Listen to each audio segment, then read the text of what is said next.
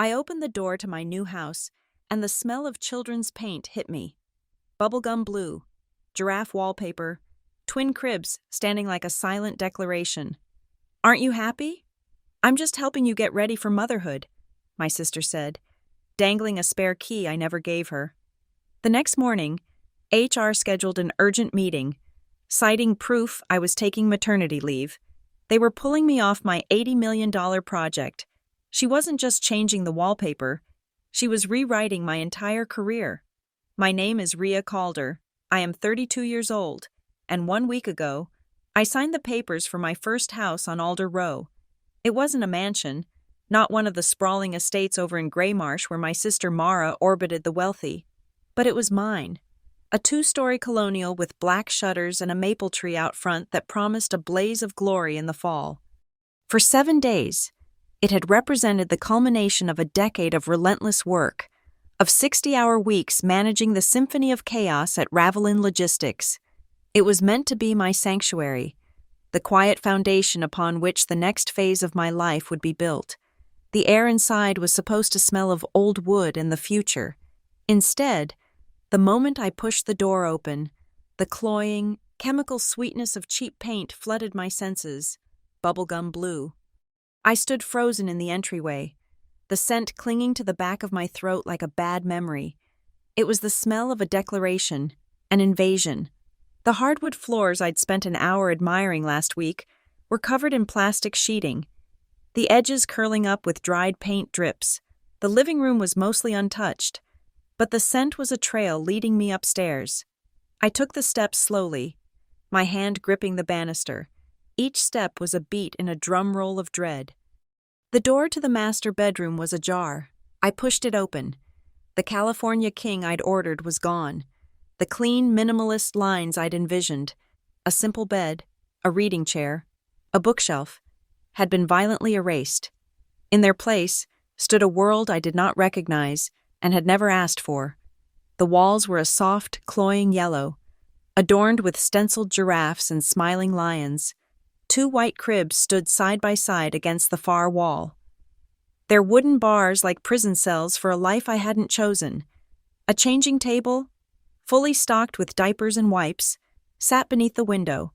A high-tech baby monitor was mounted in the corner, its single black eye aimed at the empty cribs, a silent, waiting sentinel.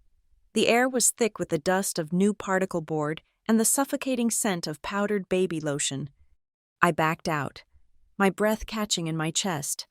A cold knot was forming at the base of my spine. The second bedroom, my intended home office, was a mirror image, but painted a nauseating mint green. Another crib, another changing table. The third bedroom, the guest room, was now a shrine of pastel pink. The single bed replaced with yet another crib and a rocking chair draped with a handmade quilt.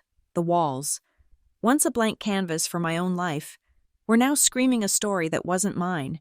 Someone had smashed through the dividing wall between the master and the second bedroom, creating a wide, curved archway that connected them, a structural change, an irreversible scar carved into the heart of my home. This wasn't redecorating, this was a demolition. My gaze drifted across the yellow walls of the master bedroom turned nursery. There, hanging in a pristine white frame, was a sonogram, a grainy, black and white image of a life that did not exist. I stepped closer, my shoes sticking slightly to a spot of spilled paint on the floor. The details on the printout were crisp. Gestational age, 12 weeks, and there, under the heading Mother, was my name, typed in clean, damning letters. Rhea Calder. It was a perfect piece of theater, a prop so flawlessly executed it made my stomach churn. The forgery was an act of profound violation, reducing the complex reality of my life to a cheap, sentimental fiction. I turned and walked back downstairs, my movements stiff, robotic. My emotions felt distant, packed away in a small, locked box in my mind. On the granite countertop of the kitchen island, a neat stack of papers sat beside a single, perfect white orchid, Mara's signature peace offering, a flower that always preceded a storm. The papers were a collection of invoices, left out with a casualness that could only be intentional. Sunvale Interiors, Kingswell Painting Companies, Tiny Sprouts, Furniture Delivery. I scanned the itemized lists: 3 cribs, 3 changing tables, demolition services for arched nursery entryway, 6 gallons of non-toxic interior paint, professional assembly. The total ran into the tens of thousands. At the bottom of each invoice, under the section marked Paid in Full, was the client's name, Mara Calder. My phone buzzed in my pocket. I already knew who it was. I ignored it and walked to the front door. Stepping out onto the porch, Mrs. Val Gable from next door was watering her petunias. She gave me a warm, matronly smile. "Settling in, dear?" she asked, her voice kind. "Something like that," I managed. "Oh, your sister is just the sweetest thing," she continued, oblivious. "She told me you were having a rough go with morning sickness and couldn't be here to supervise the workers. We kept an eye out for you. They were here for days. Worked so hard to get it all ready for your surprise." The words hung in the air between us. For days. The lie was so smooth, so practiced. Mara hadn't just snuck in for an afternoon. She had orchestrated a multi-day operation, weaving a web of deceit that had entangled my new neighbors.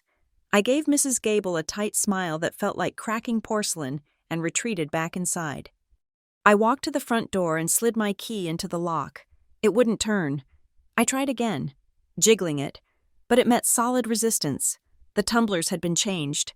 The spare key I'd hidden under a loose stone by the back steps was gone. She hadn't just used a key. She had taken control, locking me out of my own home before I'd even had a chance to live in it.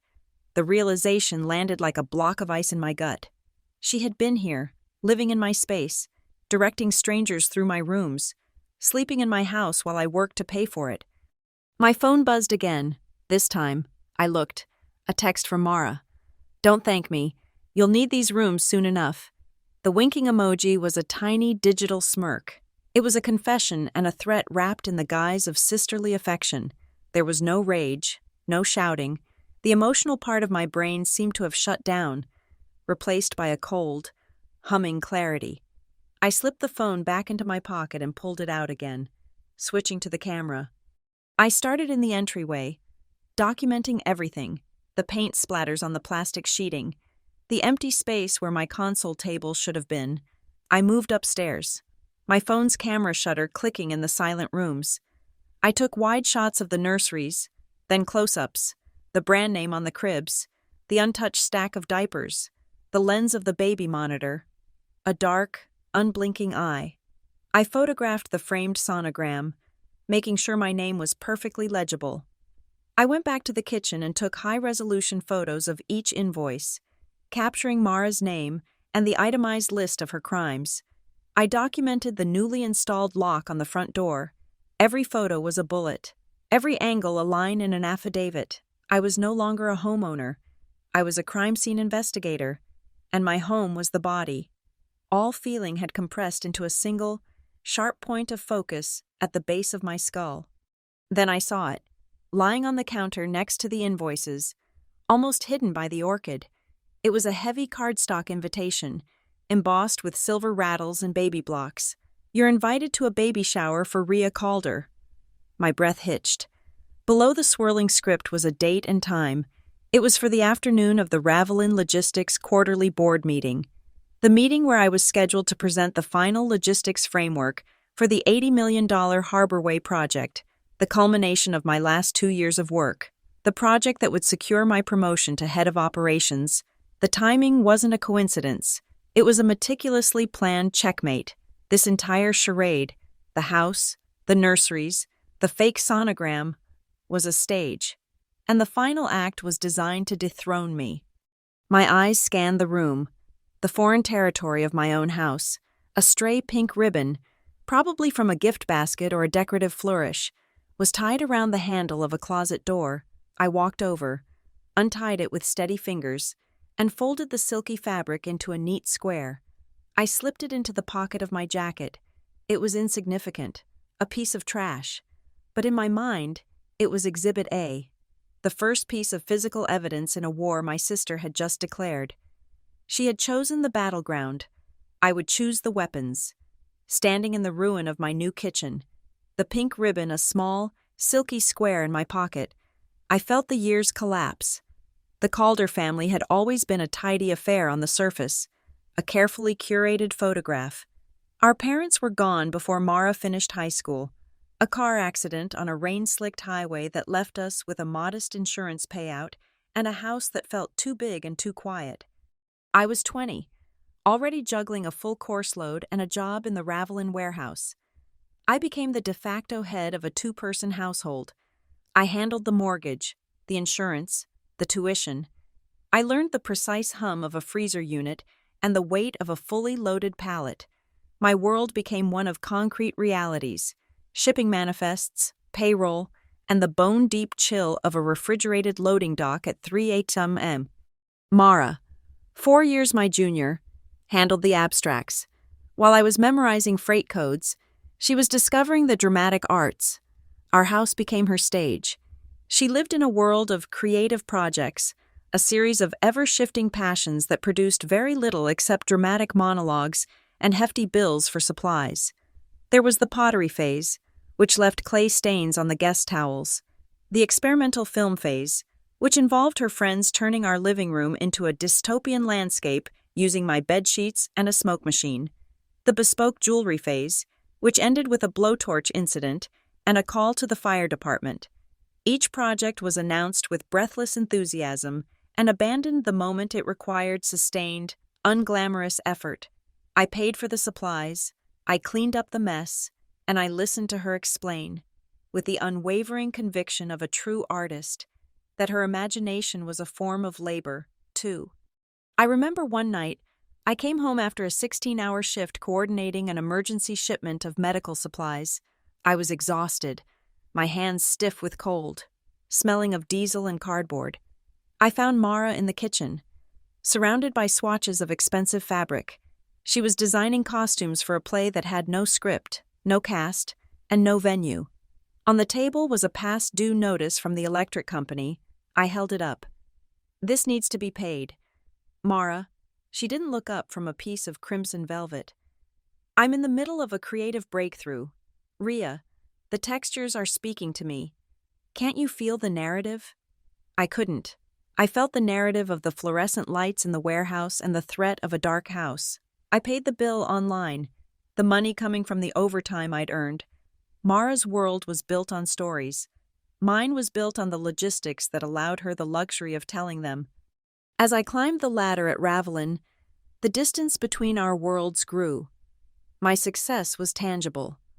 A better title, a bigger salary, the respect of people who dealt in deadlines and tonnage. I moved from the warehouse floor to a corner office with a view of the Kingswell skyline. Mara, meanwhile, drifted into the orbit of the Greymarsh Trust Fund crowd. She learned their language, adopted their casual disdain for actual work, and refined her pitch. Her creative projects became brand consultations and experiential installations. She was a curator of moments, a director of aesthetics. She never held a steady job, but she was always busy, always performing the part of a creative force on the verge of greatness. This performance had consequences, fissures in the tidy family portrait that I was always tasked with spackling over. 4 years ago, there was the incident with her then-boyfriend, a hedge fund analyst who made the mistake of giving her a key to his apartment. When he broke up with her, she let herself in while he was in the Hamptons and reimagined his living space. She threw out his leather sofa, painted a mural of a weeping willow across his bedroom wall, and replaced his minimalist furniture with Baroque flea market finds. She called it an act of aesthetic intervention. He called it breaking and entering and threatened to sue. It took 2 weeks of quiet, frantic negotiation, and a check from me, one that cleared out half my savings, to make it go away.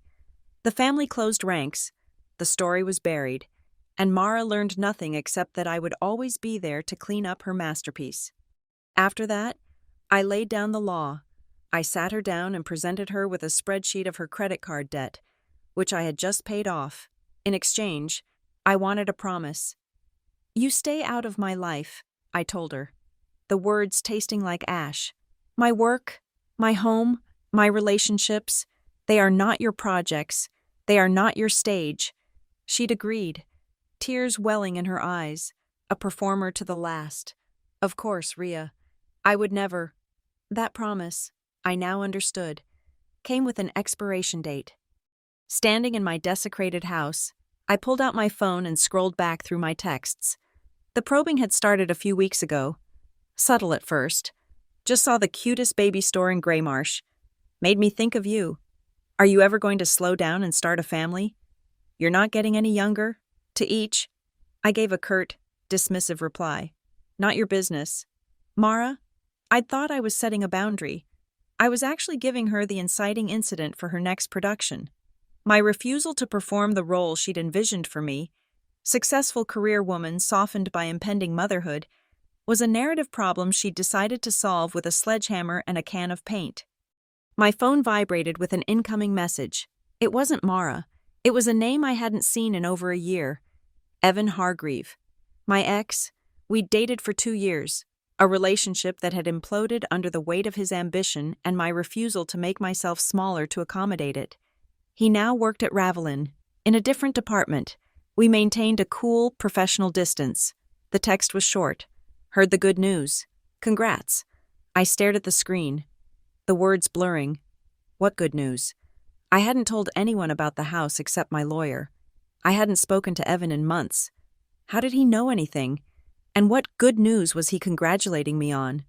The house? Or the fiction my sister was so busy creating? The blood in my veins went cold. This wasn't just Mara. Evan was in on it. The pieces clicked into place with sickening precision. I hate having my future written for me.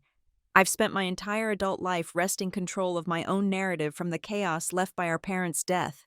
I built a career, a reputation, a life, brick by painstaking brick. The idea that Mara, who had never finished a single project, who lived on a foundation of my money and other people's goodwill, felt she had the right to bulldoze my life and build her own fantasy on the rubble was an offense so profound it transcended anger. It was a violation of the natural order of things, like gravity reversing itself. I scrolled to the last text Mara had sent me, the one from just before I'd discovered the lock had been changed. I had ignored it, dismissed it as more of her sentimental nonsense, but now, reading it in the context of Evan's message, the sonogram, the baby shower invitation timed to ruin my career, the words took on a chilling new meaning. Family is a joint project. Ria. Project. The words seemed to lift off the screen. This wasn't a misguided gift. It wasn't a desperate plea for connection. It was a business plan, a hostile takeover. Mara wasn't just playing house. She was producing a story, complete with a set, props, and a supporting cast, designed to be deployed with maximum impact at my place of work. She was leveraging the concept of family as a weapon to sabotage my career and hand it to my ex-boyfriend. And I, Ria Calder, was not the protagonist of this story. I was the obstacle. The weekend was a blur of cold, methodical documentation. I did not return to the house on Alder Row. I stayed in my sterile corporate apartment, the one I'd kept for late nights at the office, and worked. I uploaded the photos to a secure cloud server, started a new folder on my laptop labeled Project Nightingale, and began building a timeline. By Monday morning, I had compartmentalized the violation. The shock had cooled and hardened into a diamond-sharp point of clarity. I walked into the Ravelin Logistics headquarters not as a victim, but as an executive preparing for a hostile takeover. The scent of bubblegum blue paint, a faint ghost on the fabric of my blazer, was the only reminder of the battleground. The war itself, I knew, would be fought here. My office on the 18th floor was exactly as I'd left it, a sanctuary of glass and steel overlooking the city. My monitor glowed with the promise of a normal Monday. Production schedules, shipping forecasts, budget reviews. Then I saw the email at the top of my inbox. The subject line was deceptively bland. Checking in. Project Harborway. It was from Sarah Chen, the head of HR. Hi, Ria. Hope you had a restful weekend. We're hearing some exciting news about your growing family and wanted to reach out. As you know, the Harborway project is entering a critical phase, and to ensure a seamless transition for your upcoming long-term leave, we'd like to schedule a meeting to discuss a handover plan. Please let me know what time works this week. Best, Sarah. The corporate doublespeak was a masterclass in passive aggression. Hearing some exciting news, not Rhea told us, but the passive, deniable, we're hearing, upcoming long-term leave, not a question, but a statement of fact. They weren't asking. They were informing me of a decision that had already been made about my life and my body. I typed a one-sentence reply. Sarah, I have no long-term leave planned. My schedule is dedicated to the Harborway launch. I hit send before my hands could start to shake. A notification popped up in the corner of my screen, a flurry of activity in the company's general Slack channel. I clicked on it, and there it was, a full-color, high-resolution photograph of the mint green nursery that used to be my home office. It was expertly framed to look warm and inviting, the morning light streaming through the window, glinting off the polished wood of the crib. The caption beneath it was from a junior marketing associate I barely knew. Wow, looks like our head of ops is preparing for a new kind of logistics. An insider confirmed the happy news. The comments erupted instantly, a stream of congratulations, baby emojis, and questions about due dates. It was a digital baby shower, a public celebration of a fiction designed to professionally assassinate me. The phrase, insider confirmed, was the master stroke. It lent the rumor the weight of authority, transforming gossip into fact. My personal life, or the fabricated version of it, was now a topic of public corporate discourse. My authority was being dismantled one congratulatory emoji at a time. Before I could process the full impact, a calendar invitation appeared. Title: Harborway Project Leadership Transition.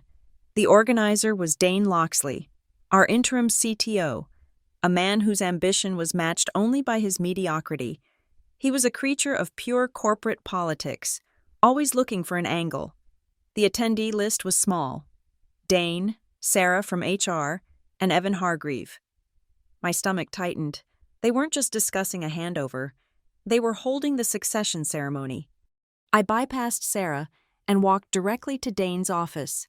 He was on the phone, but waved me in, a placid smile on his face. He gestured to a chair. I remained standing. When he hung up, his smile didn't waver. Rhea, heard the news. Congratulations. We're all thrilled for you.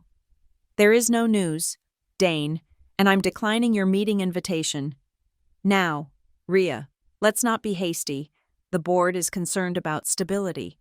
Harborway can't afford any distractions. We need a steady hand at the wheel. Evan has the bandwidth, and he's already familiar with the project's technical specs. He's familiar with them because I briefed him, I said, my voice dangerously calm. The project is 92% complete and is currently under budget and ahead of schedule. There are no stability issues. The optics, Rhea, he said, leaning forward as if sharing a secret. A new mother, the stress, the long nights, the board wants to be supportive.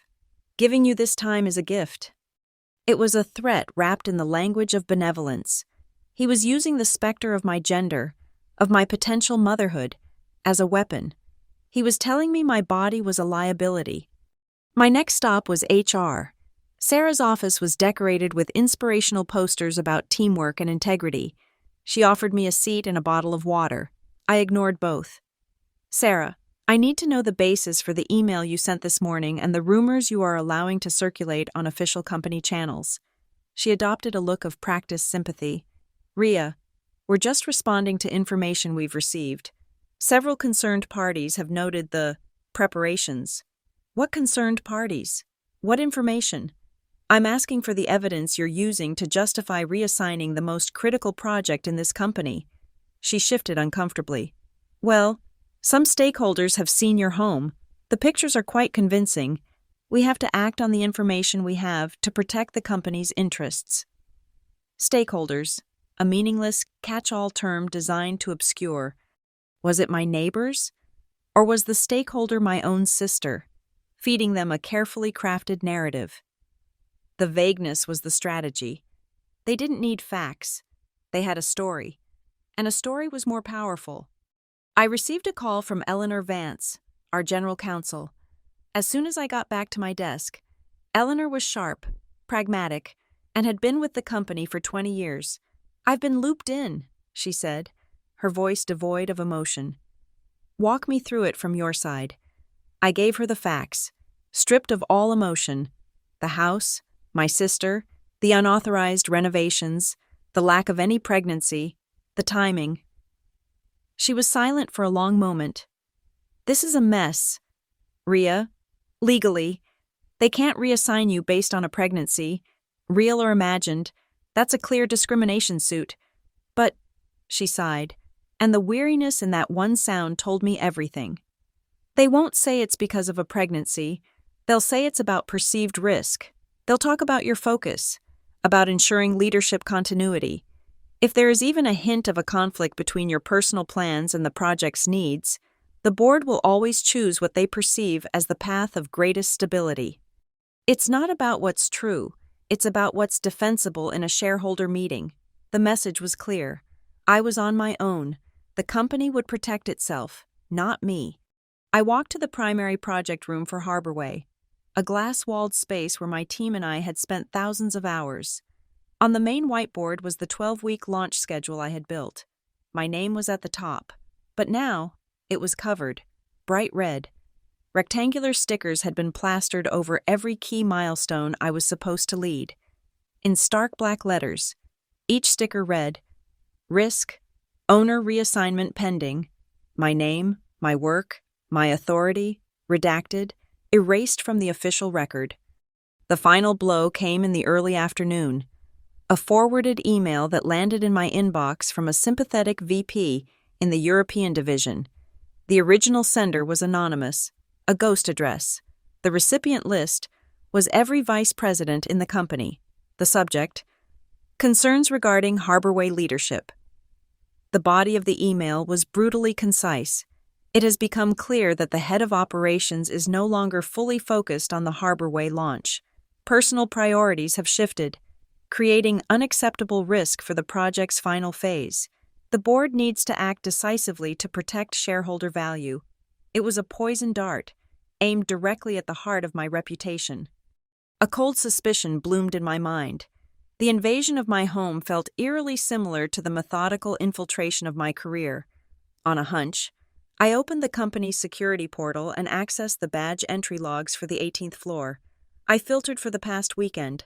My access was there, Friday evening, and then another entry, Saturday, 3:15 p.m. Access to my office. The badge holder was listed as visitor, and the authorizing employee was Dane Loxley. Someone had been in my office, at my desk, over the weekend. They hadn't just invaded my house, they had breached my professional sanctuary too. I sat at my desk as the afternoon light faded, the city lights beginning to glitter below. The smell of my coat, draped over the back of my chair, wafted towards me. It was faint, but unmistakable. The sweet, chemical scent of a lie, the smell of a nursery, the smell of a meticulously planned campaign. They had come at me from all sides, the personal, the public, the corporate, the physical. They had used imagery, emotion, and systemic bias to build a narrative so powerful it didn't need to be true. I opened the new leather-bound notebook on my desk. The first page was blank. I took out my pen, the one I used for signing contracts, and wrote a single, clear sentence. If they use images to take me down, I will use process to end them. The war room was not my office at Ravelin, but the sterile quiet of my corporate apartment. The whiteboard I'd used for the Harborway launch was wiped clean. In its place, I began to map a different kind of project. The players were Dane, Evan, and Mara. The objective was no longer a product launch, but my own professional survival. And the primary resource was the one thing they had underestimated: my capacity for meticulous, exhaustive detail. My grief and anger were fuel, burned away to power a cold, efficient engine of investigation. I began with the paper trail they had so carelessly left on my kitchen counter. The invoice from Sunvale Interiors was the first nail.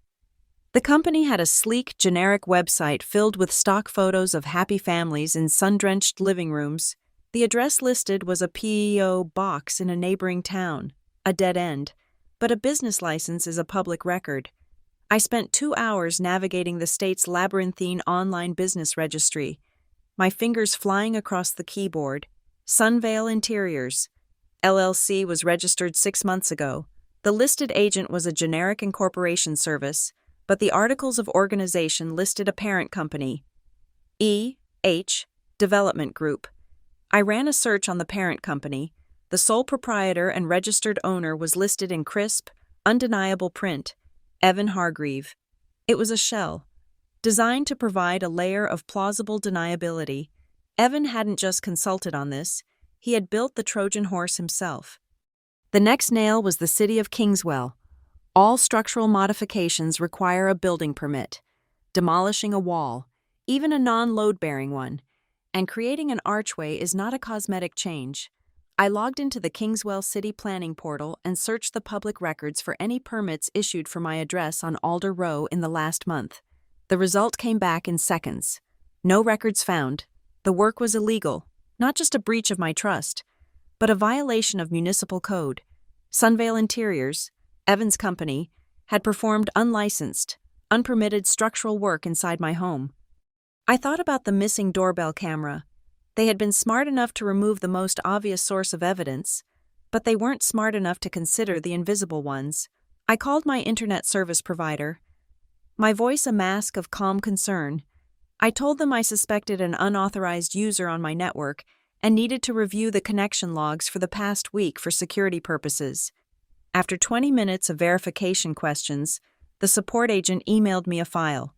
It was a spreadsheet of every device that had logged into my Wi-Fi network, stamped with a date, time, and unique MAC address. There were my devices, my laptop, my phone, and then there were others. One MAC address, in particular, appeared repeatedly, starting 4 days before I discovered the damage. It was logged in for hours at a time, often late into the night. A quick search of the manufacturer ID linked to that MAC address confirmed it. It was a late-model smartphone from a specific, popular brand. Mara's brand. I had a digital record of her presence, a ghost in my machine.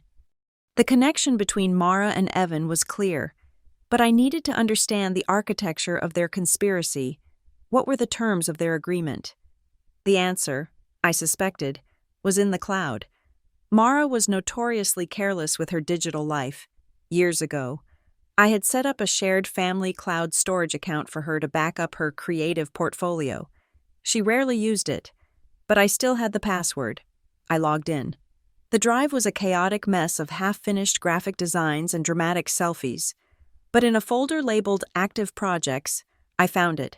It was a PDF file, titled RIA Brand Strategy. It was a formal contract, a statement of work between Sunvale Interiors, acting as the client, and Mara Calder, the consultant. I read the document, my blood turning to ice. It was a marketing proposal, but the product was me. It outlined a 3-phase rebranding campaign. Phase 1, the reveal, involved the surprise nursery renovation to establish a public-facing narrative of impending motherhood. Phase 2, the soft launch, detailed a social media strategy, including the leaked photo to the Ravelin Slack channel and targeted outreach to key personnel. Evan's text to me was likely part of this. The contract's objective was stated in chilling corporate jargon: to proactively reposition Rhea Calder from a work-centric executive into an aspirational model of corporate life balance, thereby creating a natural and positive pathway for a leadership transition on Project Harborway. They had put their entire criminal conspiracy in writing. Armed with this, the Slack photo became more than just a piece of gossip. It was a premeditated attack. I downloaded the original image file from the channel. Most people don't realize that every digital photo contains hidden data, metadata, or EXIF data, that logs information about how and when the picture was taken. Using a simple online tool, I extracted it. The data was a prosecutor's dream. Device: A specific model of smartphone. Evans model. Timestamp. Sunday. 6:12 a.m. The photo was taken and sent to Dane hours before the work week began. Before anyone could claim it was just a rumor that got out of hand. They had the ammunition loaded before they started the fire. I turned back to the invoices. Mara had paid. But how? Another ghost from the past gave me the answer. Years ago, to help her rebuild her credit after one of her financial disasters. I had co-signed on a credit card for her. I was still listed as a secondary account holder. I logged into the bank portal. The statement was a detailed receipt of her betrayal. I found the transfers to Sunvale Interiors, 3 of them, matching the invoices perfectly. And in the memo line for the first, largest transfer, she had typed 2 words, a digital breadcrumb of intent, nursery deposit. The evidence was overwhelming, but it was still my word against theirs. A messy battle of he said, she said. I needed something more, something impersonal, powerful, and absolute. I needed a bigger stick. I found it in the thick binder of closing documents from my house purchase. I spent an entire night reading, fueled by black coffee, ignoring the legal jargon and focusing on the covenants and restrictions, and then I saw it. A clause buried deep in the fine print. The property on Alder Row was part of a historic preservation trust established a century ago. The Alder Trust. The trust's bylaws were ironclad. Any homeowner within the trust was a steward, and any alteration to the original structure of the home, including the removal of interior walls, required a formal application and written approval from the trust's board. The next morning, my first call was to Mr. Alistair Finch, the manager of the Alder Trust, a man whose voice sounded as old and dry as the documents he managed. I explained the situation calmly and factually. An unauthorized entry, a structural modification made without my consent or the trust's approval. There was a sharp intake of breath on the other end of the line. Ms. Calder, he said, the dryness in his voice replaced by a flinty hardness. This is a most serious violation. The trust's covenants are not suggestions. Any unauthorized party who performs such work, and the homeowner who allows it, is subject to significant financial penalties. The trust has the authority to place a lien on the property until the original structure is restored to our exact specifications, at the violator's expense.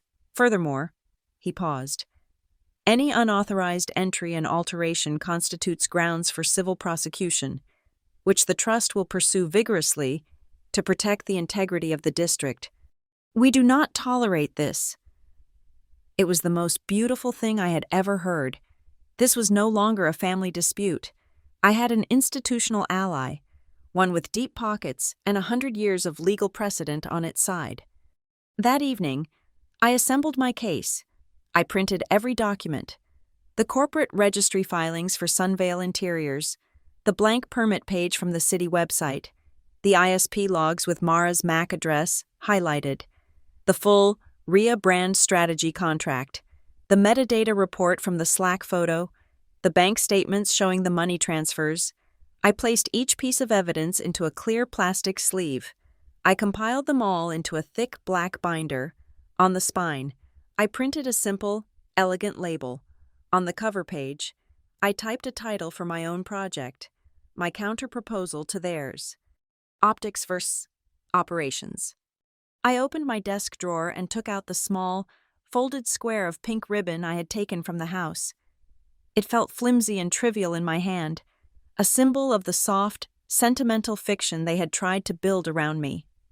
I took a steel pushpin and drove it through the center of the ribbon, pinning it firmly to the cover of the binder. It was a small, sharp act of violence, a reminder. They had chosen the colors for their story. I was choosing the law for mine. The operation was scheduled for Saturday at 2 p.m. The battlefield was chosen, the house on Alder Row. The objective? To secure a confession and spring the trap. Every component was a gear in a machine I had spent the week assembling. There would be no overt aggression, no raised voices. This would be an execution by 1,000 quiet, perfectly timed cuts. My first move was the invitation. I texted Mara on Friday evening. my tone a carefully calibrated blend of resignation and dawning appreciation. The house is a lot to take in, but I've had some time to think. Can you come by tomorrow afternoon? I want to see it through your eyes. The reply was instant. Knew you'd come around. Of course. Can't wait to show you all the little details you missed. See you at 2. XO. The bait was taken. At 1:45 p.m. on Saturday, I stood in the bubblegum blue nursery that should have been my guest room. I placed my phone on the new changing table, nestled between a stack of diapers and a canister of wipes. I swiped open a voice recording app, legal under the one-party consent laws of the state of Verdun, and pressed record. The app's timer began its silent, digital count. At 1:55 p.m., my real guests arrived, 2 men and 1 woman from the Alder Trust's legal firm, led by their senior litigator, a man named Marcus Thorne. They were dressed in expensive casual wear, their sharp legal minds hidden behind relaxed smiles. I had briefed them extensively. They knew their roles. Marcus, Evelyn, David, thank you for coming, I said, greeting them at the door.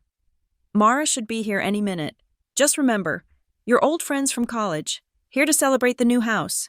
Marcus gave a curt nod, his eyes sweeping the entryway. The stage is set. Ms. Calder.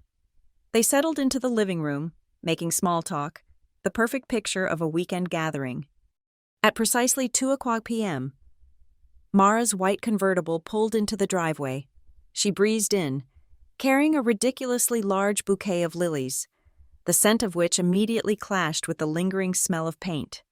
"Ria, you look so much better. Less stressed," she said, air-kissing both my cheeks. She glanced into the living room and waved brightly at my friends. "These are some old friends.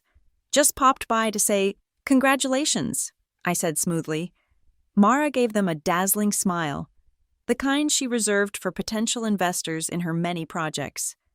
"Any friend of Ria's. You have to see what we've done with the place. It's a total transformation." I let her lead me upstairs, her voice a running commentary of her own genius.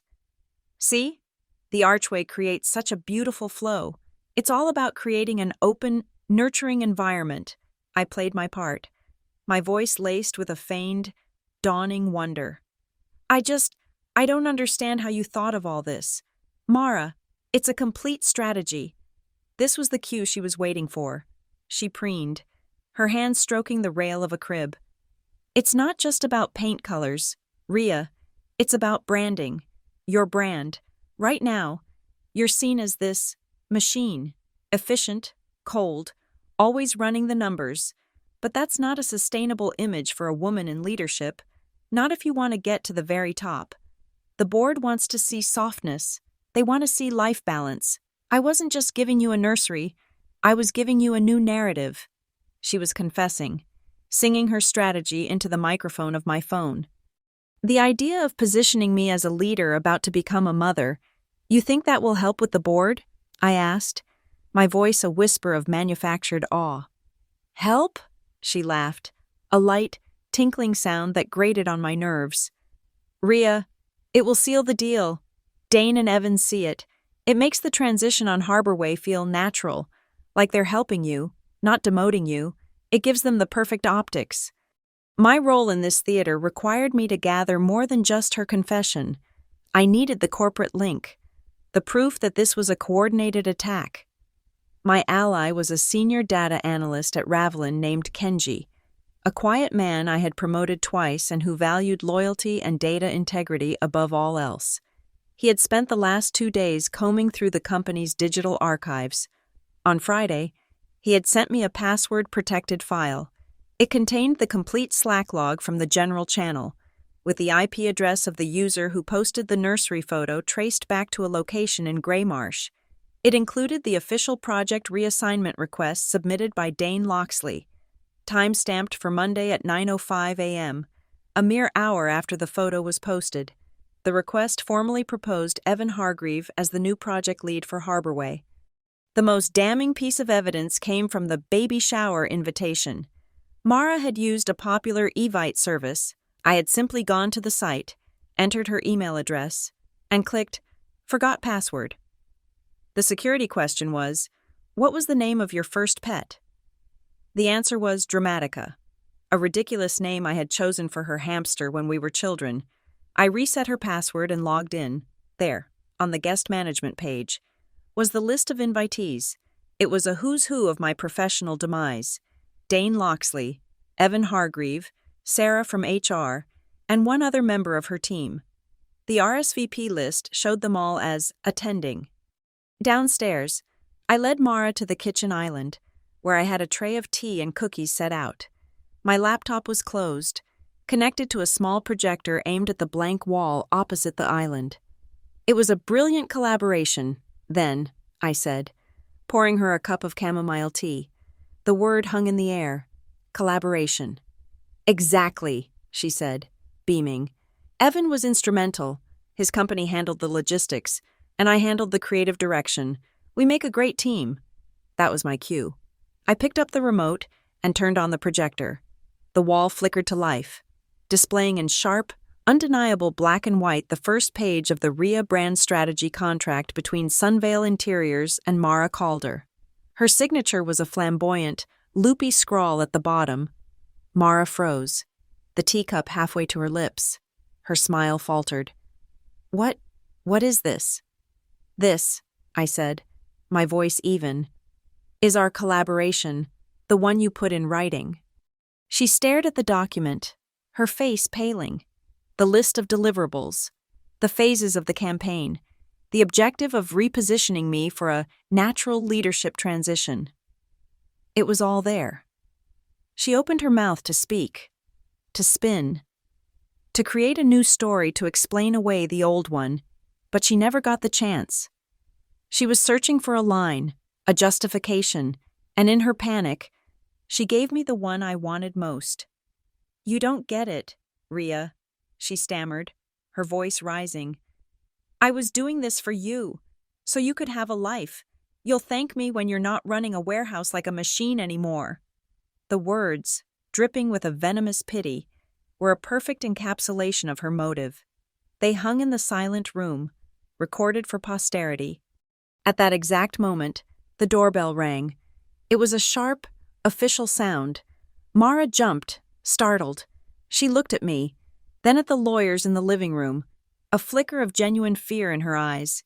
She still thought this was part of my celebration, some kind of elaborate joke or party game. She forced a laugh. "Is that another surprise? Did you hire a singing telegram?" I walked to the door and opened it. A man in a crisp Kingswell municipal uniform stood on the porch, holding a clipboard. "Ma'am, I'm Frank Miller, from the City Building Inspector's office," he said, his voice loud enough to carry through the house. "We received a call about a strong chemical odor and a report of unpermitted construction at this address." He stepped inside, his eyes immediately drawn to the newly constructed archway. He walked over to it, rapping his knuckles against the drywall. "This is new," he stated. "I'll need to see the permit for this structural modification." Mara's smile was gone, replaced by a mask of confusion. She looked from the inspector to me, still expecting me to laugh and call it all off. The inspector pulled out a violation notice. "Failure to secure a permit for structural work carries an immediate stop work order and a fine of $5,000, pending a full structural review. Any occupants will need to vacate the premises until the structure is deemed safe." I turned back to Mara. The color had drained from her face. The lawyers in the living room were watching, their expressions neutral, their presence now radiating an entirely different kind of energy. The air was thick with the consequences she had never considered. I picked up the teapot, my hand perfectly steady. I poured the hot water into a fresh cup, the steam rising in the quiet, tense air. I looked my sister in the eye. "This isn't a baby shower, Mara," I said, my voice low and clear. "It's an audit." The boardroom on the 18th floor was a theater of corporate power. A long, polished mahogany table reflected the gray skyline of Kingswell. At the head sat the chairman of the board, Patricia Albright, a woman whose stillness was more intimidating than any man's roar. Flanked by the other board members, the general counsel, Eleanor Vance, and a nervous-looking head of HR named Sarah Miller, were the architects of my demise, Dane Loxley and Evan Hargreave. They looked comfortable, confident. They believed they had already won. Dane cleared his throat, opening the meeting. His voice was smooth, resonant with practiced authority. Thank you all for coming. As you know, we're here to discuss the leadership of the Harborway project. Given the new circumstances and the critical final stage we are entering, the primary concern of this body must be mitigating risk. We need leadership that is stable, focused, and free from external distractions. He gestured vaguely in my direction, a look of paternalistic concern on his face. Ria has done commendable work, but we must be proactive in ensuring a steady hand is at the wheel. He was about to continue, to formally propose Evan, but I cut him off. My voice was not loud, but it sliced through the quiet room. Mr. Chairman, board members, I'll need 12 minutes of your time. All eyes turned to me.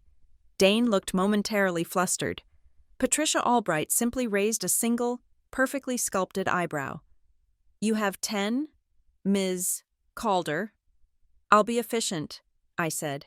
I stood, walked to the head of the table, and plugged my laptop into the presentation screen. The Ravelin Logistics logo on the screen was replaced by my own title slide. The text was stark white against a black background. Interference and Fraudulent Optics, a case study in manufactured risk. A murmur went through the room. Dane's face tightened. Evan shifted in his seat, his confidence beginning to crack. I clicked to the first slide. It was a picture of the illegal archway carved between the 2 bedrooms of my new house. This is a photograph of my private residence, taken last weekend, I began, my voice a calm, even narrative. It was disseminated on company communication channels without my consent. It was presented as evidence of a significant life event. Click. The next slide showed a screenshot of the Kingswell City Planning Portal. The search query for my address was visible. The result was highlighted in a red box. No permits found. The structural modification it depicts was performed illegally, without a permit from the city. It was, in fact, an act of criminal vandalism. Click. An image of the Sunvale Interiors invoice. Click. A screenshot of the State Business Registry, tracing Sunvale's ownership through a shell corporation to its sole proprietor, Evan Hargreave. Evan flinched as if he'd been struck. Sarah Miller from HR stared at him, her mouth slightly agape. The illegal work was performed by a company owned by another Ravelin employee, Mr. Hargreave. The funds for this operation came from my sister, via a direct transfer. Click. The next slide showed the Slack post, the photo of the nursery, and the caption from the junior marketing associate. Click. The next slide was a clinical-looking report. This is the metadata analysis from the image file that was posted. As you can see, the photograph was taken on Sunday morning at 6:12 a.m. The device used was a phone registered to Evan Hargreave. The image was sent to Dane Loxley minutes later. Dane went rigid, his face a pale, waxy mask. He opened his mouth to protest, but Patricia Albright silenced him with a glance. The narrative that I was taking a long-term leave was, therefore, not a rumor that spread organically. I continued, my voice betraying no emotion. It was a premeditated, manufactured story, created over the weekend and deployed with precision on Monday morning. But to what end? I paused, letting the question hang in the air. For my next move, I didn't click to a new slide. I clicked on an embedded audio file. The sound that filled the silent, multi-million-dollar boardroom was my sister's bright, chirpy voice, captured by the microphone on my phone. It's not just about paint colors, Ria. It's about branding, your brand. The board wants to see softness. They want to see life balance. I wasn't just giving you a nursery. I was giving you a new narrative. It makes the transition on Harborway feel natural, like they're helping you, not demoting you. It gives them the perfect optics. The recording ended. The silence in the room was absolute. No one breathed.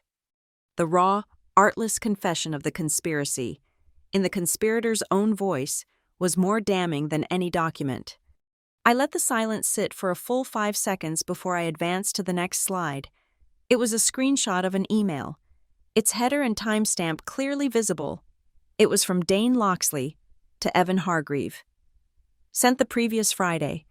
The subject line was Harbor Way. The message was short. She's not going to step aside willingly. The optics campaign will need to be decisive. Just get me the proof and lower her risk score in the project dashboard. I'll handle the board. Dane made a small, strangled sound. Eleanor Vance, the general counsel, who had been observing the proceedings with a lawyer's unreadable expression, slowly nodded her head. Mr. Chairman, she said, her voice clear and firm. Based on this new information, it appears we are looking at a case of intentional, coordinated collusion to usurp project authority through fraudulent means. I clicked to my final slide. It was not another piece of evidence. It was the Harborway project dashboard, the same one I looked at every morning. It was a clean, elegant display of metrics. Project completion, 92%. Budget, 7% under forecast. Timeline, 4 days ahead of schedule. Operational risk index for the quarter, the lowest of any major project in the company. This is the reality of the Harborway project, I said, turning to face the board directly. The only risk associated with my leadership was the one manufactured by Mr. Loxley and Mr. Hargreave. They didn't identify a risk. They created one. They interfered with a high-performing project for personal gain, and in doing so, they exposed this company to significant legal and financial liability. I looked at Patricia Albright. She held my gaze, her expression unreadable but intense. She had not looked at Dane or Evan once during my presentation. "What do you propose, Ms. Calder?" she asked, her voice cutting through the tension. I took a breath. I propose 3 immediate actions. First, the immediate and full restoration of my authority as the sole lead of Project Harborway. Second, the launch of a formal internal investigation, led by Ms. Vance, into this conspiracy. And third, a complete freeze on Mr. Loxley's interim appointment and any pending promotions for Mr. Hargreave until the investigation is complete. Evan finally found his voice. It was a weak, panicked stammer. This is a misunderstanding, a family issue. It was just a misunderstanding about interior design, a gift that was misinterpreted." His words trailed off into the silence. The excuse was so flimsy, so pathetic in the face of the mountain of evidence that it served only to confirm his guilt. I picked up the remote and clicked it once. The screen went black. My presentation was over. I turned to Evan, my voice low, but carrying to every corner of the room. "We're not talking about paint, Evan," I said. "We're talking about power." The boardroom meeting was an explosion that sent shockwaves radiating outward. I had provided the fuel and the spark. Now, I simply had to stand back and watch the chain reactions.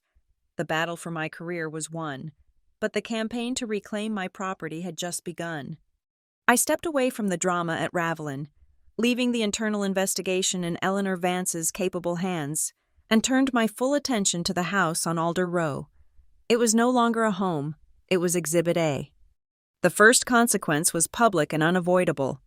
On Monday afternoon, as promised, Inspector Frank Miller returned to the property. He wasn't alone. He was accompanied by a structural engineer.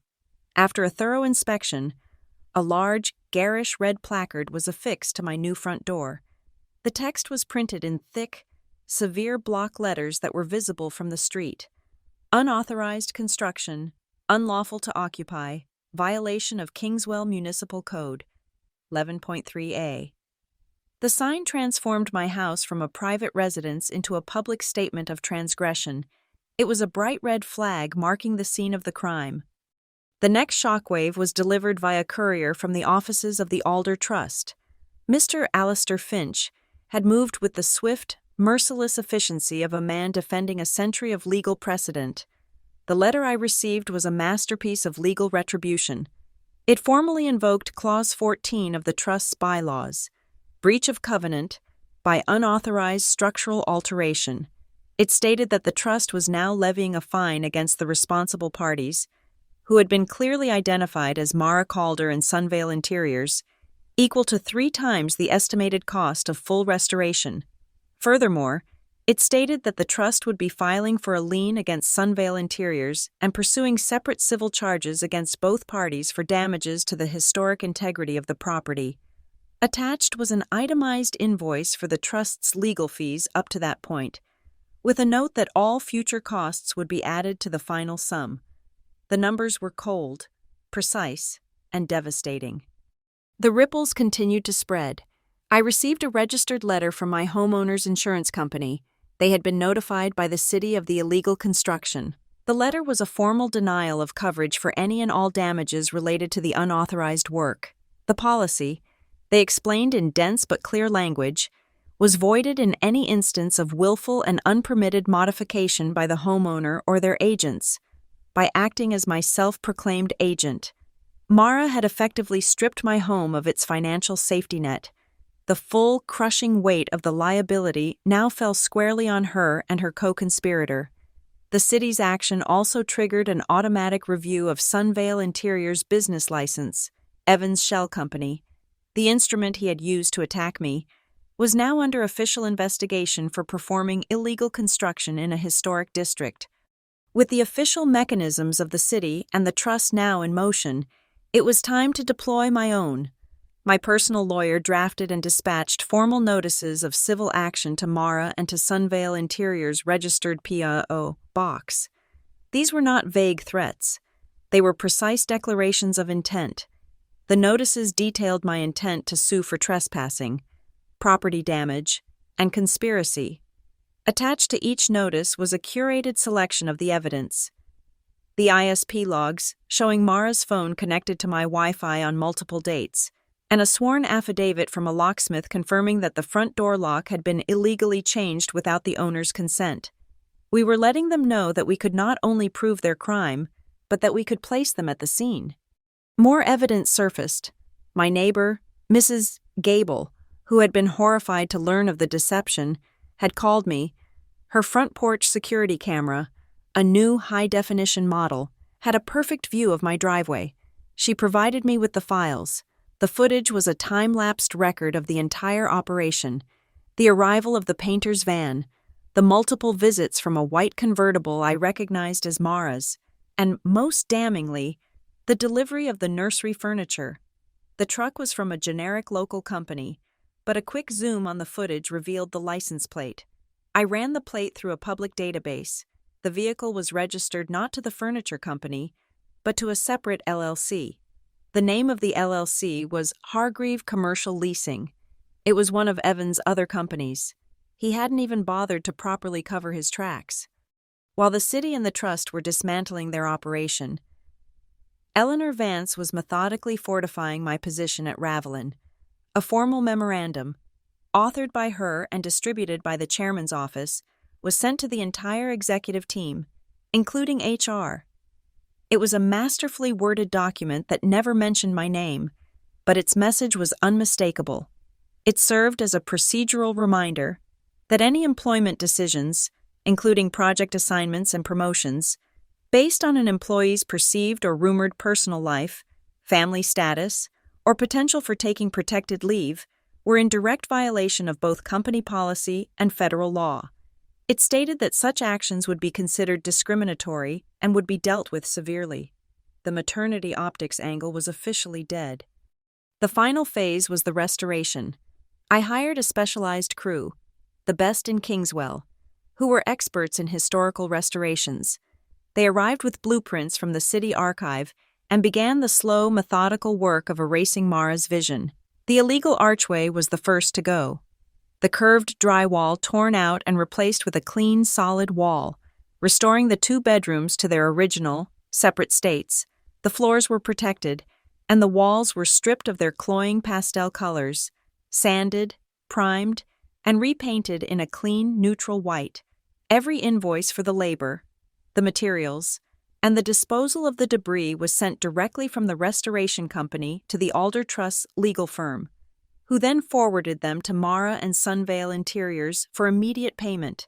As per the terms of the penalty, they were now paying, dollar by dollar, to undo their own damage. The props from their stage play, The 3 cribs, the changing tables, the rocking chairs, were carefully disassembled. I made a phone call. The next day, a truck from the Pinecaster Women's Shelter, a facility in a struggling town an hour away, came and collected every piece. It was a quiet, practical act that served as a powerful counter-narrative. The tools of my intended professional demise were being repurposed to help women who were actually in need.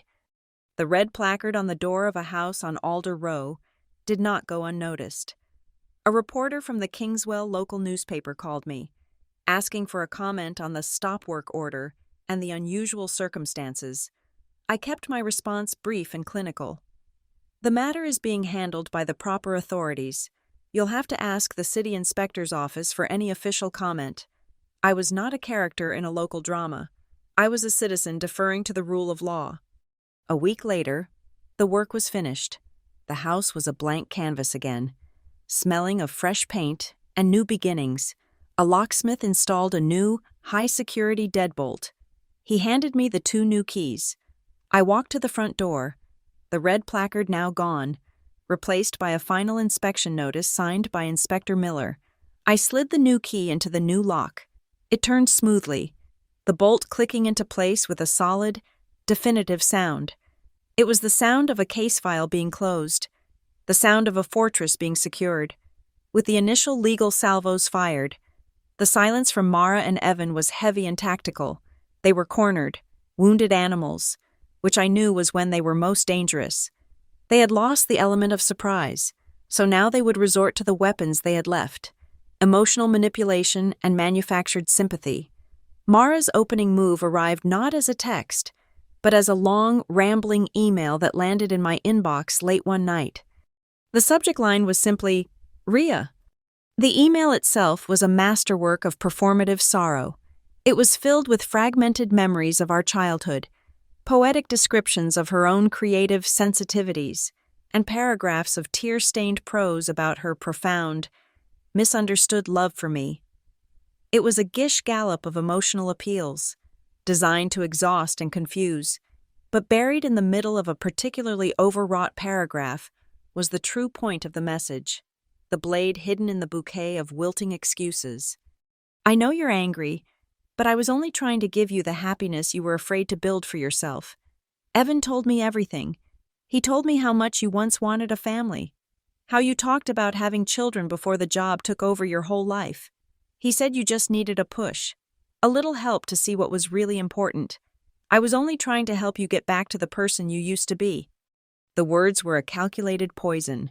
She was trying to reframe her attack as an act of loving intervention, using a twisted version of my own past desires against me. And she was naming her co-conspirator, positioning Evan not as a corporate shark, but as a heartbroken romantic, pining for the softer version of me I had supposedly left behind. It was a pathetic, transparent attempt to rewrite history, but it gave me a new thread to pull. The Ravelin internal investigation was proceeding with the quiet, lethal efficiency of a deep-sea submersible. Eleanor Vance was in command, and she was leaving no stone unturned. She had a forensics team imaging Dane's and Evan's work computers the day after Mara's email. Eleanor called me. "Rhea," she said, her voice crisp. "I think you need to see this." She sent me a file. It was a document recovered from a hidden partition on Evan's hard drive. It was a multi-page marketing-style brief, much like the one Mara had created, but this one was far more personal. The title was Project Nightingale, Phase 2, The Soft Campaign. It was a step-by-step plan for our reconciliation. It detailed a series of public appearances, curated social media posts, and a meticulously planned surprise at the house on Alder Row. The climax of the plan was a proposal. Evan had scripted the entire event, down to the music he would play and the friends he would have hiding in the backyard. The final section of the document was a draft of a press release intended for the Kingswell Society pages, announcing our engagement and my subsequent decision to step back from the demanding operational role at Ravelin to focus on our new life together. The nursery wasn't just a corporate tactic. It was the stage for my public surrender. He hadn't wanted to just take my job. He had wanted to take my entire life, repackage it, and sell it as a love story. Mara, meanwhile, was beginning to realize that her emotional appeals were having no effect. The bill for the first phase of the house restoration, forwarded by the Alder Trust's lawyers, had landed in her inbox. Reality, in the form of a 5-figure invoice, had finally breached her fantasy. Her tone shifted. I received a furious text. "You're trying to ruin me.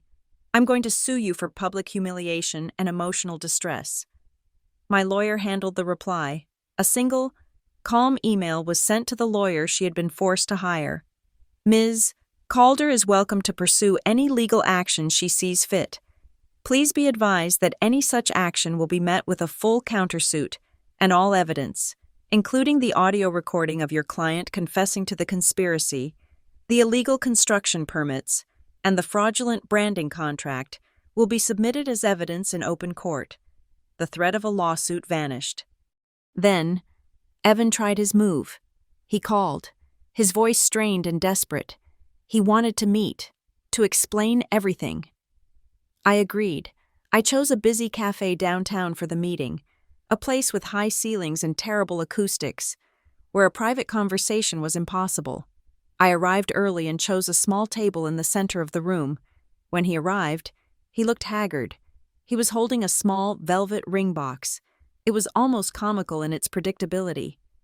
"Rhea," he began, sitting down. "I know how this looks." As he started his rehearsed apology, his phone, which he had placed on the table, buzzed. It was a call from Dane. He glanced at it, a flicker of panic in his eyes. He declined the call. A moment later, a text came through. He read it, and his face went ashen. "Everything okay, Evan?" I asked, my voice neutral. "It's the investigation," he muttered, more to himself than to me. "They've suspended Dane. They're going to fire me." He looked at me, his eyes pleading. "Rhea, we can still fix this, if you tell them it was a misunderstanding, that it was all a misguided romantic gesture." He pushed the ring box across the table. "I never stopped loving you." His phone buzzed again. Dane, again. This time, Evan answered, his voice a harsh whisper. "Dane, I can't talk." I reached forward, my movements slow and deliberate, and I pressed the speakerphone button on his screen. Dane's frantic voice suddenly filled the space around our table. "Don't care if you can't talk. You need to listen. My lawyer said the only way out of this is if she drops the complaint. Did you talk to her? Did you offer her the ring? You promised me that if you got her back, you could get the VP seat and I'd be clear. You promised me she'd step back from the project." Several heads at nearby tables turned. The confession, loud and clear, hung in the air, a toxic cloud of ambition and deceit. Evan stared at his phone in horror, then at me. I hadn't said a word. I had simply provided the stage, and he had delivered the monologue. I picked up my purse, stood up, and walked out of the cafe, leaving him there with the ring box and the sound of Dane Loxley publicly confirming their entire plot. I didn't have to do anything with the information. A junior analyst from Ravelin, having coffee at the next table, had recorded the entire exchange on his phone. He sent it to a friend in legal. By the end of the day, the audio file was on Patricia Albright's desk. As I learned later, the chairman, a single mother who had fought her way to the top and had endured years of whispers about her priorities and distractions, did not take kindly to men who used a woman's phantom family life as a corporate weapon. Mara made one last, desperate attempt to create a fact. She tried to convince her best friend's mother, a woman I had always been kind to sign an affidavit stating that she had been with me when I had excitedly ordered one of the cribs online. The woman refused. My lawyer, getting wind of the attempt, preemptively pulled my credit card statements for the last 6 months. There were no cribs, no diapers, no baby stores, just charges for business lunches, airplane tickets, and the down payment on a house. That night, Mara called me. Her voice was no longer tearful or theatrical. It was raw, stripped of all artifice, and filled with a pure, unadulterated hatred. "You're a monster," she hissed. A cold, empty monster. You'd rather have your stupid job than a family. You'd rather destroy me than be happy. I was silent for a moment, listening to the sound of her breathing, the sound of a story falling apart. I do want a family. Mara, I said, and my voice was quiet, final. You're the one who turned it into a prop. I hung up before she could reply. The next afternoon, a court server delivered the final punctuation mark. It was a temporary restraining order, granted by a judge, legally barring both Mara Calder and Evan Hargreave from coming within 500 feet of me or my property on Alder Row. That evening, I checked my phone. For the first time in as long as I could remember, there were no messages from Mara, no wheedling texts, no dramatic emails, no teddy bear emojis, just silence. I opened my notebook, the one where I had written my first declaration of war. I turned to a new page and wrote a single line. They just gagged themselves. The quarterly all-hands meeting was held in the Riverdeck Hall, a cavernous space with floor-to-ceiling windows overlooking the industrial artery of the Kingswell River. Every employee was there, from the warehouse crews to the C-suite. The air was thick with a tension that had nothing to do with Q3 earnings. Rumors had been swirling for days, vague but persistent, about a shakeup in the executive ranks. Dane and Evan were absent, their empty seats in the front row a glaring omission. I was the first speaker. I walked onto the stage, my heels clicking with a steady metronomic rhythm on the polished concrete floor. For 10 minutes, I presented the Harbor Way project update. My voice was calm, my delivery clinical. I spoke of logistics, of deployment schedules, of risk mitigation and budget surpluses. The slides behind me were a cascade of hard data, charts, graphs, and key performance indicators, all trending sharply upward. I was not telling a story. I was presenting a set of irrefutable facts. I concluded my presentation, thanked the team, and walked back to my seat. As the polite applause died down, Patricia Albright walked to the podium. A hush fell over the hall. She was not scheduled to speak.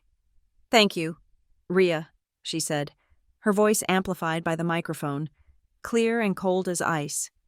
The Harbor Way project is a testament to the fact that results are the only metric that matters at Ravelin. However, the events of the past few weeks have brought a different kind of metric to the board's attention. The metric of integrity. She paused, letting the word hang in the air.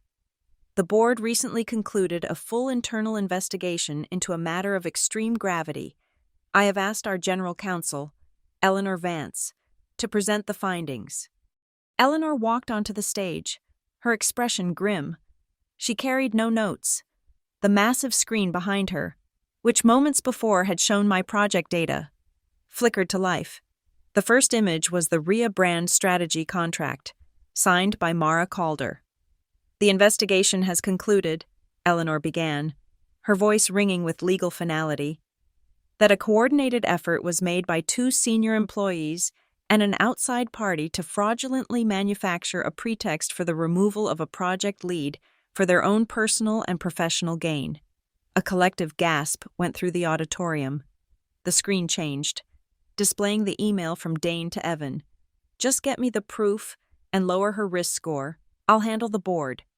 The screen changed again, showing the metadata report from the Slack photo, tracing it to Evan's phone and a 6:12 a.m. timestamp. Then, the hall was filled with the sound of my sister's voice, captured in the sterile environment of the nursery she had built. It gives them the perfect optics. When the audio faded, the silence was absolute. It was the heavy, breathless silence of a public execution. Patricia Albright stepped back to the microphone. She did not raise her voice. She did not need to. "Effective immediately," she declared. Dane Loxley's employment with Ravelin Logistics has been terminated for cause. Evan Hargreaves' contract has also been terminated for cause. Furthermore, the complete findings of this investigation, including evidence of unlicensed construction and potential wire fraud, are being turned over to the appropriate state and municipal authorities. It was not a debate, it was a verdict, delivered with the swift, impersonal force of a guillotine. The board also requires an experienced hand to see the Harborway project through its final, the crucial stages, and to ensure the stability of our operations during this transition. Therefore, we have voted unanimously to appoint Rhea Calder as the interim chief operating officer, effective immediately. A wave of stunned murmurs swept the room. Patricia looked at me and nodded. I stood up. I did not walk to the stage. I stood by my seat and looked out at the hundreds of faces staring back at me. I had only one thing to say. "At Ravelin," I said, my voice clear and carrying across the silent hall. "We are promoted based on data, not on cribs." The reaction was instantaneous. Dozens, then hundreds, of phones were raised, their small dark lenses turning to capture the moment. It was the birth of a new corporate legend. But I wasn't looking at the phones. My eyes scanned the front rows, the seats reserved for guests and VIPs, and I found her, Mara. She was huddled in a seat near the side exit, her face pale, her expression one of utter disbelief. She had come to watch the final act of her production, never imagining that the finale would be her own immolation. For a long, frozen moment, our eyes met across the crowded hall. I gave her nothing, no anger, no triumph, just a blank, final acknowledgement. Then, a quiet movement near the main exit caught my eye. A man in a dark suit, my personal lawyer, stepped forward. He moved with a calm, unhurried purpose, directly towards Mara's seat, as she tried to shrink away, to become invisible. He extended a thick manila envelope towards her. "Mara Calder?" he asked, his voice professional but loud enough for those nearby to hear. "You've been served." A ripple of shock went through the front of the hall as she took the envelope with a trembling hand. A notice of civil action, the final, legal nail. The room was frozen, a tableau of corporate shock and personal ruin. I turned and began to walk towards the exit. The spell was broken. A smattering of applause started, then grew, swelling into a wave of sound. It wasn't the cheering of a sports victory, it was something else. It was a sound of relief, of affirmation. It was the sound of a fundamental rule, that work should be judged on its merits, being violently and publicly restored. As I passed a trash receptacle near the door, I reached into the pocket of my blazer. My fingers closed around the small, silky square of pink ribbon I had taken from my house weeks ago. It was the first piece of their story I had collected. I pulled it out, looked at it for a second, and then let it drop from my fingers into the bin. I didn't look back. The story was over. The evidence was no longer needed. The restoration crew worked with the quiet efficiency of surgeons. They dismantled the curved archway, not with a sledgehammer, but with careful cuts, peeling back the layers of drywall and studs that had formed the unwanted bridge between my rooms. They patched, sanded, and smoothed until the wall was a single, unbroken plane once more. The cloying, sweet scent of bubblegum blue and mint green was scraped away, then sealed forever behind 2 coats of pristine, neutral white primer. The final coat was a simple, clean white. The air, once thick with the chemical odor of a fabricated childhood, now smelled of nothing but fresh paint and possibility. It smelled of a blank page. I did not move my belongings in until their work was completely finished. When I finally did, my movements were deliberate, in the master bedroom, where a crib had once stood. I placed a simple armchair and a reading lamp. In the second bedroom, now blessedly separate and silent, I assembled a large modern desk of dark wood and steel. I positioned it to face the wide window, which looked out onto the branches of the old maple tree in the front yard. There were no more cribs to obstruct the view. There were no more baby monitors with their single, unblinking eyes watching my every move. There were only my books, my laptop, and the quiet promise of my own work. The day after I moved in, a locksmith came and replaced every lock on every door, including the one in the garage. He installed a new digital keypad, and I set a code that was a meaningless, random string of numbers known only to me. The 2 physical keys he gave me were identical. One went on my keychain. The spare did not go under a rock or with a neighbor. It went into a small, fireproof safe I had bolted to the floor in the back of my closet. There would be no more spare keys for family. Access to my life was no longer a privilege to be assumed. It was a right to be granted, and I was granting it to no one. A week later, I received the final email from Marcus Thorne, the senior litigator for the Alder Trust. It was brief and to the point. The subject line read, "Account settled." The body of the email was a single sentence confirming that all invoices for the complete restoration of the property, as well as all associated legal fees from his firm, had been paid in full by the liable parties, Mara Calder and Sunvale Interiors, the trust, he concluded. Now considered the matter closed. I typed a simple reply. "Thank you for your diligence." I then moved his email, and the entire thread of our correspondence, into a folder labeled Archive. I did not need to see it again. That evening, I unrolled a large high-resolution satellite map of the Harborway shipping routes, the same one that had been on the whiteboard at Ravelin. I had had it professionally framed. I hung it on the longest wall of my new home office. It was a complex web of blue and green, a testament to 1,000 logistical challenges met and overcome. I took a single red pin and pressed it firmly into the map, marking the final port of call, the point where the project would officially conclude in 3 weeks. It was not a trophy, it was a statement of fact, my work, my wall. My phone, sitting on the corner of the desk, vibrated once. I glanced at the screen. It was an official email from Patricia Albright's office. The subject, Appointment to Chief Operating Officer. The board had concluded their formalities. The interim had been removed from my title. It was now permanent. I looked at the notification for a moment, then pressed the button on the side of the phone, silencing the vibration in the screen. I set it face down on the desk. The confirmation was a formality. The real work was already underway. On the granite countertop in my new, quiet kitchen, there were only 2 things: a simple ceramic teapot, a gift to myself, with steam curling gently from its spout, and next to it, the thick black binder I had compiled, its cover still bearing the small, sharp pinprick where the pink ribbon had once been. The title, Optics versus Operations, was stark against the black. I picked it up, carried it to my office, and placed it on the bottom shelf of a bookshelf, a closed case, a piece of history. I walked to the living room window and slid it open. The late afternoon air was cool and sea clean. From a few blocks away, the sound of the old church bells from the center of Kingswell began to ring. A calm, melodic sound that had marked the hours in this town for generations. The noise of the past few weeks, the lies, the accusations, the frantic machinations, had faded. The town was peaceful, as if the storm had never happened. The world kept turning, unbothered by the small, vicious dramas of the people who lived in it.